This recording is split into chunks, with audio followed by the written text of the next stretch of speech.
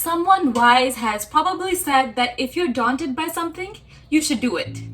So about 6 months ago, I took up a crazy challenge to learn Malayalam in 7 days. Little did I know that my millennial approach of learning something in a week was actually opening up a journey for me back in time.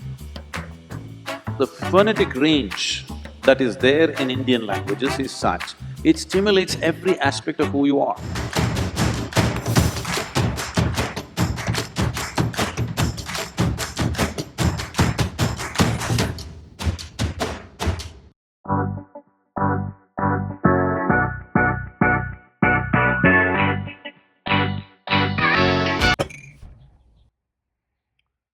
La la la la la la la la la la la. Long, long ago,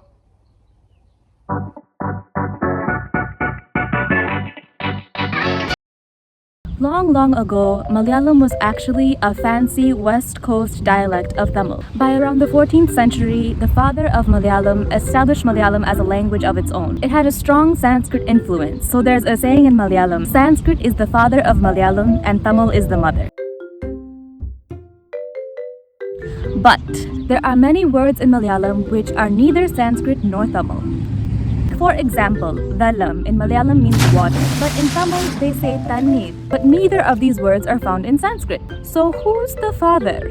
Long story short, modern Malayalam has some Sanskrit influence, but surprise, surprise, it's also got some English influence.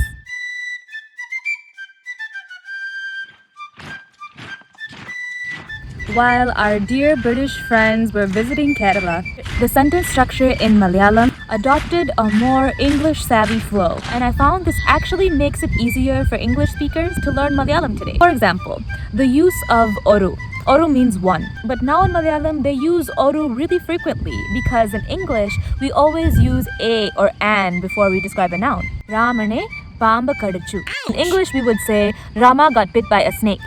Ramane oru pamba kadichu. That little addition of oru is English influence, like pena, soda, rubber, cinema, pant, shirt, blouse, pocket, petticoat. They're obviously the English that got left behind and are now dressed up like Malayalis.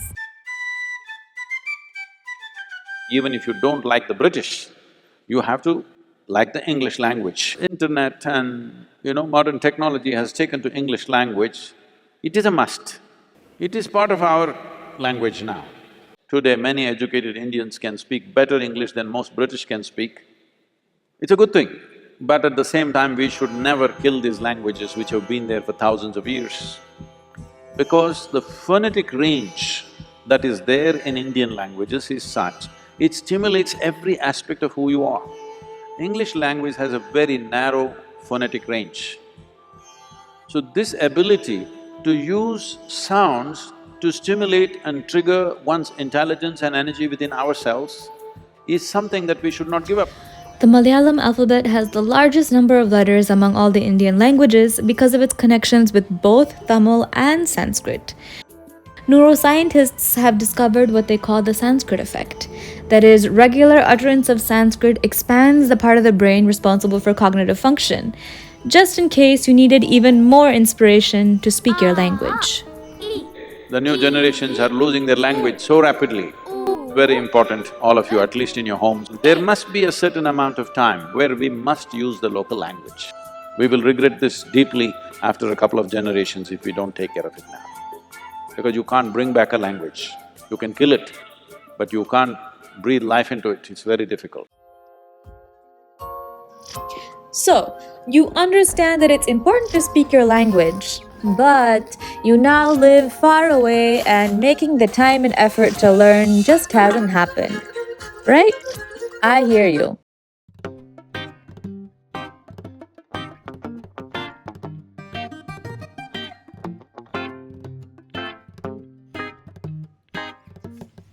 My biggest influence and inspiration to learn Malayalam has been my grandmother. Whenever I smell jackfruit and coconut oil, I immediately remember her cooking in the kitchen back in Kerala. And by the way, if you're looking to eat really good food but still want to lose a little weight, the diet of Kerala is the way. The traditional diet of Kerala is more steamed, less fried, and lots of vegan. It's naturally sattvic or pure, and my grandmother actually considered the forbidden onion and garlic as non vegetarian. They use really simple spices, just salt, black pepper, turmeric, cumin, and curry leaves. Just the smell of coconut oil and all the very simple spices are so intoxicating. It may sound a little boring, but you can actually taste the natural flavor of the vegetables much more like this. Now, this is far away from the stereotypical spicy Indian food takeout. The traditional diet of India is identical to an Ayurvedic or a yogic diet, and that's why elements of it is showing up in the West as superfoods. So my grandmother knows that this is my favorite dish, so whenever it's almost ready, she'll give me a little spoon like this. The diet does have a lot of rice, but I switched to the unpolished Kerala Matta rice. I think I made enough for all of you too. It's still got its nutritious outer layer, and unlike white rice, I don't feel sleepy at all after eating it.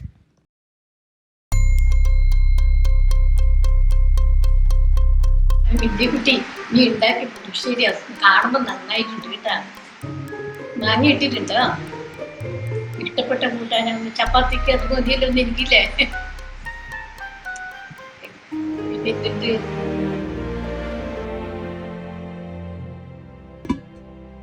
I've actually always felt a bit intimidated to cook Kerala food. But someone wise has probably said that if you're daunted by something, you should do it. And that's why I've started reading and writing my Malayalam alphabets. And the feeling of doing something that you never thought you could do is so addicting that I decided to start a new venture. So I'm going to document interesting parts of my Malayalam journey here on YouTube. I think this will be useful for you or anyone who's learning Malayalam, and it'll help me stay on track too. While many parts are Malayalam specific, I also feel there's no language without its culture. So I'll be bringing in tiny gems from the culture which you may find helpful in one way or the other.